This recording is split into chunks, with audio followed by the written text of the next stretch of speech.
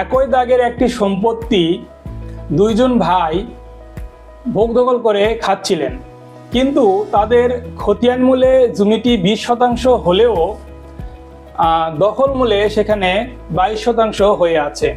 এবং বড় ভাই তার অংশের জমিটি বিক্রয় করার সময় সে 10 শতকের মালিক হওয়া সত্ত্বেও ইচ্ছাকৃতভাবে 12 শতক বিক্রয় করে গেলেন এবং একজন কবলা করে সেই জমিটি ক্রয় করলেন। এবং সেই ক্রেতা সেই জমিতে গিয়ে তিনি 12% জমি দখল করার জন্য ওই ব্যক্তির ছোট ভাইয়ের সঙ্গে জুলুম করতে থাকেন। এ অবস্থায় কার কি রকম ভূমিকা হতে পারে বা আইনে কি বলা আছে? এখানে যেটা আমি বুঝতেছি যে একটা দাগে সম্পত্তির পরিমাণ খতিয়ান মূল্যে খতিয়ানে যেটা লেখা আছে সেটা হচ্ছে কি 20 শতক। 20 শতক হলে আইনগতভাবে দুইজন ভাই হইলে সে 10 পাবে, আরেক ভাই 10 পাবে।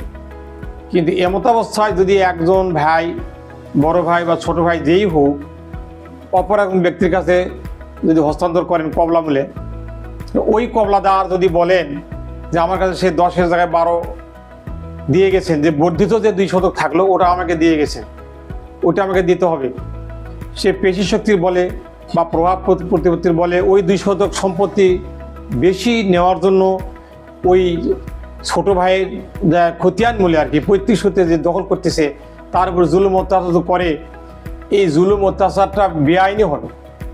এটা বেআইনি কেন হবে?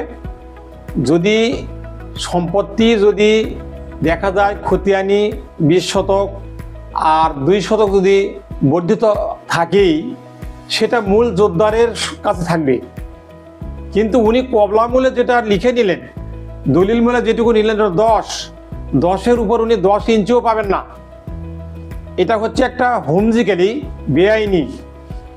এটা যদি এই বেআইনি সে করে তাহলে এক্ষেত্রে ওই পার্শ্ববর্তী যে আরেক ভাই থাকলো, যে হচ্ছে পৈতৃক সূত্রে প্রাপ্ত মালিক, সে ওই ব্যক্তির বিরুদ্ধে মামলা দায়ের করতে পারবেন যে সে জবরদখল করার জন্য বেআইনি পদক্ষেপ নিছেন, এটাও করতে পারবেন। এবং ফৌজদারি আইনেও এর ব্যবস্থা আছে। কিন্তু ওই কবলাদার যদি এটা করে এটা তার বেআইনি হবে। এটা সে 10 শতকের উপর আর একটা ছটাক সম্পত্তি সে পাবে না, এটাই বিধান।